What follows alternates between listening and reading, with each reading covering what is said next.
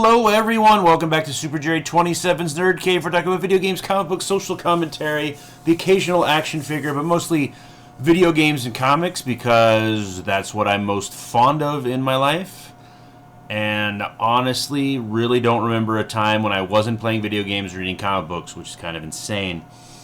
But you're not here to listen to me prattle on about life and what I've been doing. You want to see what 5 Nintendo GameCube games will never, ever, ever leave that system unless we get some sort of stroke of luck on the Nintendo Switch 2. So, let's start out with a heavy hitter. I mean, I love Pokemon. Middle-aged dude still loves Pokemon. So, Pokemon Edge of Darkness is definitely on this list. Pokemon XD Gale of Darkness. Edge of Darkness is a Mel Gibson movie that's really good. But yeah, this is kind of like the predecessor to Pokemon Arceus. It's really fun so far. Nice little overworld. I did realize this was the second one on the GameCube, so I didn't get as far into it as I wanted to because I wanted to get through Colosseum first. Because I doubt I have to play them in order, but I like to play them in order. But yeah. Using Shadow Pokemon, an evil organization has unleashed a sinister plot of world domination. With Eevee as your companion and with the help of numerous friends along the way, you must fight against terrible foes and race against time to snag and purify the Shadow Pokemon and save the world. Yeah, I don't know.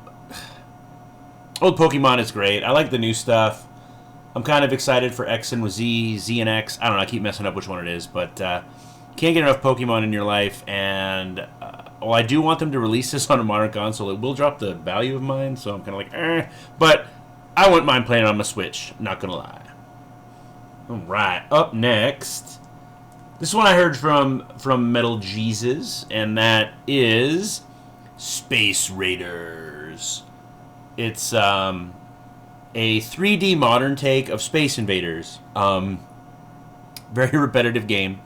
It's fun. It's probably more fun if you had a few beers and have some buddies over, because basically, you stand in an alley as a human being, and these things come at you, and you just shoot them. And they can shoot you, and so on and so forth. That's the gist of it. That's how it was in the 80s, but it was little blocky graphics. This is somewhat 3D, and it's somewhat fun. But if you do pick this up, get a few controllers and a few friends. I have the controllers, but no friends. Alright, now this one, I do have some awesome memories, too. I picked this up at my very first Game On Expo convention in Phoenix in 2019. I remember it was pretty cool. I haven't really been able to go back to the full extent of how I want to go, but hopefully this year is my year. I love going to conventions. I like comic book conventions, video game conventions. Yeah, those are the two big ones. If I was more into anime, I go to anime conventions, but I walk in there, I don't know what the fuck I'm doing. But Kirby Air Ride, picked it up, GameCube game, obviously the player's choice game, and I popped it in, not realizing that it's a racing game. Yeah, so once again, you have to have friends. But, I mean, it's a cool little racing game. I like Mario Kart better. But it's fun. You got a little angry Kirby there, fucking shit up on a star. You know, it's cool addition to my GameCube collection, but I just like it more because of the memory. I remember I was walking around the convention center and I ran into Radical Reggie, and he had a stack of games. He was probably in a hurry to get to his room. I'm like, oh, well, what'd you get? And he's like, oh, what'd you get? I'm like, oh, I pull out of my bag. I got a Kirby Air Ride and this thing. He's like, oh, it's a GameCube game. That's great. And I'm like, yeah, and then that was that. But yeah, it was cool meeting YouTubers that somewhat inspired me to do this. Obviously, I'm still insanely low tech, but hey, still fun. Alright, we got a From Software game here next, and that is Lost Kingdoms 2. This one I did better in because it's a little more perfected.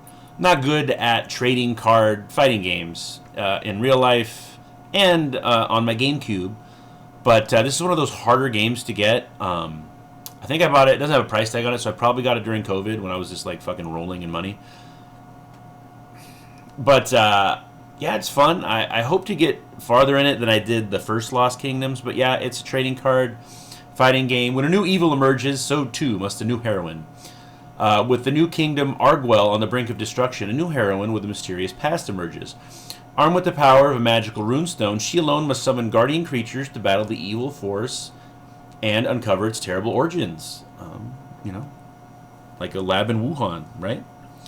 But yeah, another early From Software game.